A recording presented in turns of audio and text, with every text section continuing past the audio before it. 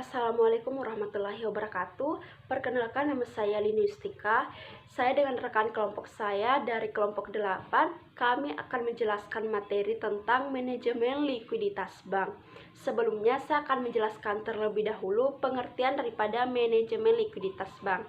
Jadi, manajemen likuiditas bank itu dapat diartikan sebagai suatu proses pengendalian dari alat-alat likuid yang mudah ditunaikan guna untuk memenuhi semua kewajiban bank yang harus dibayar. Tujuan daripada manajemen likuiditas itu yaitu untuk menjaga posisi likuiditas bank agar selalu berada pada posisi yang ditentukan oleh otoritas moneter yaitu Bank Indonesia. Kemudian untuk mengelola alat-alat likuid agar selalu memenuhi semua kebutuhan arus kas, termasuk penarikan yang tiba-tiba terhadap sejumlah giro ataupun deposito berjangka yang belum jatuh tempo. Yang ketiga ialah untuk meminimalkan idle fund atau meminimalkan dana yang menganggur. Selanjutnya, menjaga posisi likuiditas dan proyeksi arus kas agar selalu dalam posisi aman, terutama dalam tingkat bunga berfluktuatif. Kemudian fungsi manajemen likuiditas bank. Suatu bank syariah itu dikatakan likuid apabila dia dapat memenuhi kewajibannya, yaitu dapat memelihara GWM atau giro wajib minimum di Bank Indonesia sesuai dengan ketentuan yang berlaku. Kemudian dapat memelihara giro di bank koresponden. Giro di bank koresponden adalah rekening dipelihara di bank koresponden yang besarnya itu ditetapkan berdasarkan saldo minimum. Selanjutnya, dapat memelihara sejumlah kas secukupnya untuk memenuhi pengambilan uang tunai tersebut. Selanjutnya, dapat memelihara giro di bank koresponden.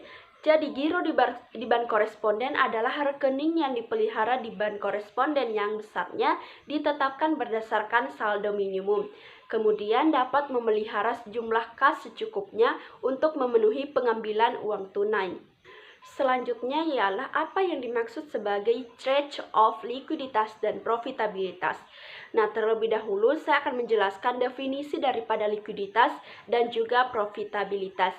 Jadi, menurut Kamus Besar Bahasa Indonesia, likuiditas pada umumnya adalah mengenai posisi uang kas suatu perusahaan dan kemampuannya untuk memenuhi kewajiban atau membayar utang yang jatuh tempo tepat pada waktunya. Apabila dikaitkan dengan lembaga bank, likuiditas berarti kemampuan bank setiap waktu atau setiap saat untuk membayar utang jangka pendeknya. Apa utang jangka pendek perusahaan atau bank? Yaitu seperti membayar tagihan listrik, membayar gaji karyawan, membayar tagihan telepon, dan lain-lain sebagainya. Yaitu apabila tiba-tiba ditagih oleh nasabah maupun pihak-pihak yang terkait.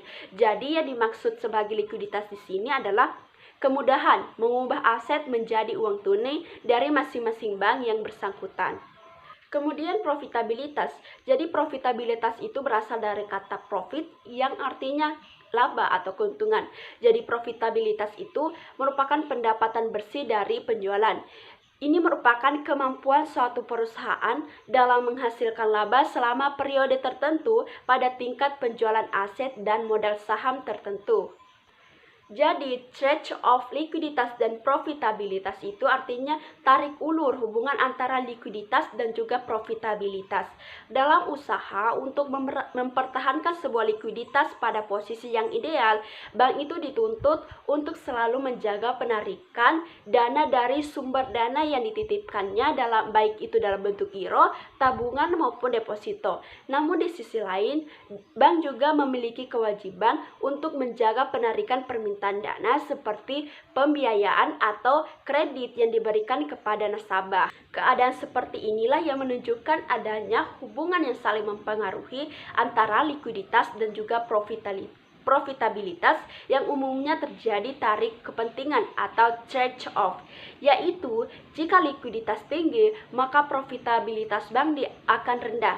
Berlaku sebaliknya, apabila jika likuiditas rendah maka profitabilitas bank akan tinggi. Kita anggap di sini bahwa likuiditas itu sebagai bentuk pengeluaran, sedangkan profitabilitas itu artinya laba atau pendapatan. Jadi jika semakin tinggi pengeluaran atau likuiditas bank, maka profitabilitasnya akan rendah karena semakin lebih banyak yang dikeluarkan. Sebaliknya, apabila likuiditas rendah, maka profitabilitasnya meningkat karena kurangnya tingkat pengeluaran dari bank tersebut.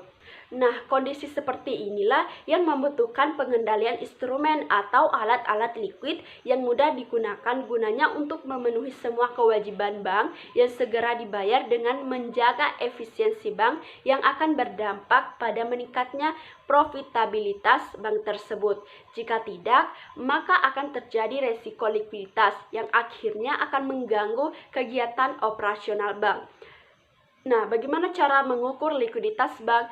Itu dilakukan dengan berbagai macam rasio. Namun, saya hanya menjelaskan sampai di sini. Untuk materi poin kedua, yaitu mengenai rasio keuangan likuiditas, akan dijelaskan lebih lanjut oleh rekan kelompok saya. Baik, saya akan melanjutkan materi selanjutnya, yaitu rasio keuangan likuiditas. Kasmir 2003 menyatakan bahwa rasio likuiditas merupakan rasio untuk mengukur kemampuan bank dalam memenuhi kewajiban jangka pendeknya pada saat ditagih. Dengan kata lain, dapat membayar kembali pencairan dana deposannya pada saat ditagih, beserta dapat mencukupi permintaan kredit yang telah diajukan. Jenis-jenis rasio likuiditas yang umum digunakan: 1. Current ratio, rasio lancar, aktiva lancar, utang lancar. 2. Quick ratio, rasio cepat, aktiva lancar, persediaan, utang lancar. Ketiga, cash ratio, rasio kas, utang lancar. Adapun alat pengukur rasio likuiditas yang pertama, pengukuran kemampuan bank untuk membayar kembali kewajibannya dengan harta lancar. Kas aset yang dimilikinya disebut dengan istilah quick ratio. Yang kedua, pengukuran kemampuan bank membayar kembali kewajibannya dengan mencairkan surat-surat berharga disebut dengan istilah investing policy ratio. Yang ketiga, pengukuran kemampuan untuk membayar kembali kewajibannya dengan menarik kembali kredit-kredit yang pernah dicairkan oleh bank disebut dengan istilah banking ratio. Yang keempat, pengukuran kemampuan bank untuk memenuhi permintaan kredit dengan harta bank yang tersedia disebut dengan istilah loan to asset ratio. Yang kelima, pengukuran tingkat likuiditas penanaman dana dalam surat-surat berharga disebut dengan istilah investment portfolio ratio. Yang keenam, pengukuran kemampuan bank membayar kembali kewajibannya yang sudah jatuh tempo dengan harta lancar yang dimilikinya disebut dengan istilah cash ratio. Rasio-rasio umum digunakan untuk mengukur likuiditas bank.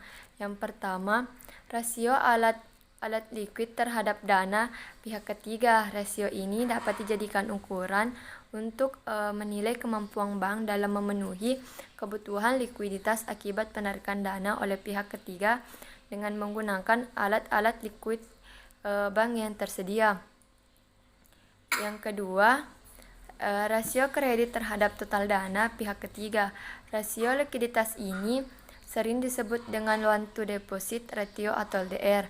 Rasio ini memberikan indikasi mengenai jumlah dana pihak ketiga yang disalurkan dalam bentuk kredit. Yang ketiga, rasio kewajiban bersih call money terhadap aktiva lancar dalam rupiah. Rasio ini menunjukkan besarnya call money bank terhadap total aktiva lancar yang meliputi kas, giro pada Bank Indonesia, SBI, dan SPBU yang telah di-endorse di bank lain. Yang keempat, rasio surat-surat berharga jangka pendek terhadap total portofolio surat-surat berharga. Rasio ini memberikan informasi semakin